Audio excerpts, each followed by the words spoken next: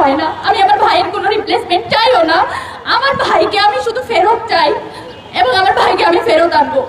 আপনারা ভালোবেসে বলছেন যে আপনারা সবাই ওসমান হাদি হবেন, কিন্তু আপনারা চাইলেও কেউ কোনোদিন ওসমান হাদি হইতে পারবেন না।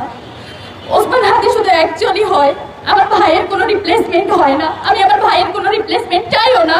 আমার ভাইকে আমি শুধু ফেরত চাই এবং আমার ভাইকে আমি ফেরত আনবো। আর গত 1 বছর ধরে আওয়ামী লীগ পালিয়ে যাওয়ার